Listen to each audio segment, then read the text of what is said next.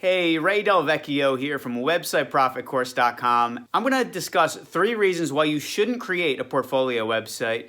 You might be surprised to hear it, but let me explain why. Number 1 is that if you're doing web design, the design of a portfolio website is going to be a lot different than the design that you're probably going to end up doing for clients that are small businesses, medium-sized businesses, or an e-commerce based website. Because of that, if you spend too much time on your portfolio, then you're not going to be able to reuse the features that you're learning.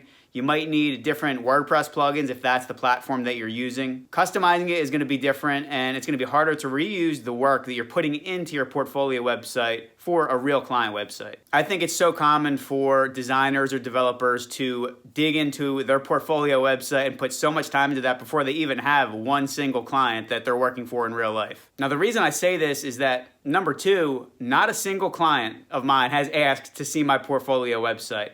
I've sent it over, but I don't think that they've ever reviewed it in depth. Most clients, regardless of how much skill you have, they're still going to want reassurance before they choose you, and that's going to come in the form of a phone call, an in-person meeting, or nowadays maybe a video call, jumping on a Zoom. They're going to want to get to know you before they hand you a check or give you their credit card information. And just the same way that you're probably hyper-focused on your own projects, your portfolio, they're focused on their business. And like I said, they're not going to go in depth, go through every single project that you've worked on, hyper-analyze, all the logos you've done, the graphic design work you've done. They're not going to look into the technology. So it's much more important to get into a conversation with a client and get to know them personally, build up that trust that way. You're not going to do that just by sending them a link and telling them to go look at what you've done. And number 3, clients, they don't care about your skills as much as the results that you can bring to their business. So like I mentioned, my clients have not asked for my portfolio website, but they have asked for other businesses that I've worked for. Plus, they may want to, give a call to the owner of the business, the person that I'm currently working for, so they can get a feel for what that client thinks of the work I do, how I've helped them out, how I've made things easy for them. And I came into web design from the code side. I was more interested in learning HTML, CSS, that kind of thing. I'm not a great designer, so I'm not building elaborate designs. I found that you can do a lot when it comes to just a minimal, simple website that is focused on conversions. Just have a minimal color scheme design and just contrasting call to action. I thought that clients would care more about my technical skills, the fact that I knew HTML, CSS. None of them do. None of them know anything about that. This is why I say it's more important to build a relationship with them, because you're not going to impress them with your technical skills. Employers care about that kind of stuff, not small business owners. So if you're looking to freelance and work directly with business owners, you got to dumb things down, and that's like the ultimate way to build trust. Like I said, you don't want to talk about all the technical details. That's just going to make them scratch their heads. They're going to have no idea how to respond to that or how to ask questions about your skills. I think you'd be shocked at how many graphic designers, web developers, web designers that are out there that have way above average skills, but they never get into freelancing because of this. They let either their ego or their fear get in the way. The ego side is thinking that they have all those skills, but the clients don't appreciate it.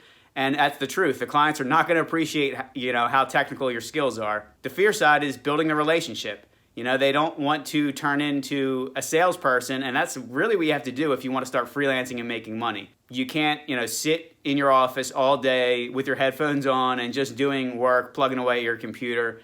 That's something that I always wanted to do, and it took me many years to figure out that I was never going to grow my business if that's the way you look at it. So instead of building a portfolio website, here's what I think you should do instead. The better option to me is to build a niche website. Build a website as though it was a real client for an industry that you want to work for. That way you can reuse more of the elements from that website.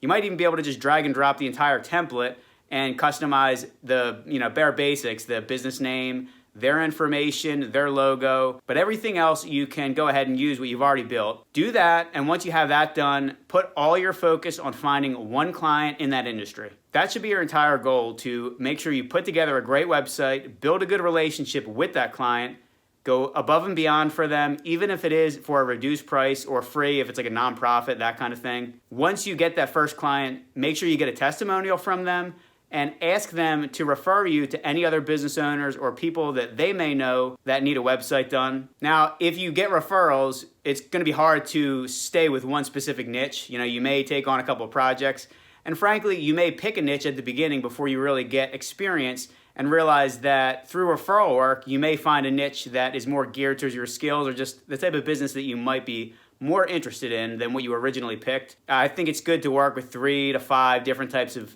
businesses. And once you do that, you'll kind of have an idea of which one you bring the most value to. At that point, you can actively search out businesses in a specific niche. So this is where you got to put on your salesman hat. You know, you're not going to passively hope that business comes your way. You're going to start reaching out to businesses that you want to work with, and then you want to sell the results that you brought to your first client. So you're going to have the testimonial, you're going to have their website built that you can send a link to their website, and you should also have Google Analytics installed so you can see the traffic that is being generated. You can discuss that, maybe even send a sample report so the new client can see how you're going to measure and analyze the results that that website is getting. And you can always craft a portfolio slowly if you'd like to do this. I just don't think you want to put so much time upfront into a portfolio. Personally, I've spent more time on my blog than I have my portfolio website. And there's a few reasons for that. Number one, if you're writing on a blog, you're going to get better at communicating. You know, most people on their portfolio, they don't have an active blog on top of that. I mean, if you do want to write on your portfolio website and do helpful blog posts on top of that, that's definitely a good option. But I think it's also a good idea to create a blog on a separate topic, something like a hobby, maybe outside of the tech world. You can get better at selling through the written word, and that can apply when you discuss a project with a potential client. The other nice thing about a blog is that chances are if you're doing a blog, you're going to have a worldwide audience. Whereas when it comes to freelancing services, I always recommend that you start locally. You're going to add other skills into your arsenal that you might not have if you're just working with local clients. The main one that I'm thinking of is email marketing. You know, at the end of all my videos and my blog posts, I want people to get on my email list. That way I can stay in touch with them, communicate with them, and anytime I put out new content, they're gonna be the first ones to receive that notification. And I've taken that information, you know, everything that I've learned through email marketing with my own blog, and I've upsold that to a handful of my clients. You can also go after clients specifically for email marketing. You know, you might have started with web design skills. Maybe you become better at email marketing and that becomes your focus. And because you have a global audience, I think you are going to feel differently once you start hearing from people all around the world. Once you realize that something that might come easy to you, you know, it doesn't seem like a big deal that you can figure something out. But if you share that through a how-to article or a video like this, you're going to hear from people around the world in different countries. And it's kind of amazing to know that you can have that kind of impact outside of your local community. So I like hitting it from both angles. Doing the one-on-one freelancing services with businesses around me, build the relationships. A lot of my clients have turned into friends, people that I've known for 5 to 10 years. Now I also have people on my email list who I've never met in person, but we've had great email threads back and forth. I get to know people that way. I think it's a good 1-2 punch when it comes to improving yourself, getting better at business, and enhancing the opportunities that come your way. So that's all I got for this video. If you'd like to start a web design business, go to my homepage, websiteprofitcourse.com. You can download a free giveaway, 15 tools to start your web design business, and those are most of the ones that I use on client websites to manage them the right way. I'll include that link in the description below. I also got a bunch of other helpful links down there if you're, just a beginner with WordPress, you want to learn that, or maybe you want to set up a blog. I can help you out with all of them. Last but not least, give this video a thumbs up if you liked it. Make sure you subscribe to my channel for more web design freelancing videos and WordPress tutorials. I'd be interested to know if you've got any benefit from your portfolio. Has someone found it? Has a client liked it? Sometimes my experiences are the complete opposite, 180 degrees from what is the general recommendations. I'd love to hear from you if you either have gotten work from your portfolio or if you've had a similar experience where you put a ton of time into it, but it wasn't necessarily worth it. Thanks so much for taking the time to watch this entire video, and I hope you join me on the next one.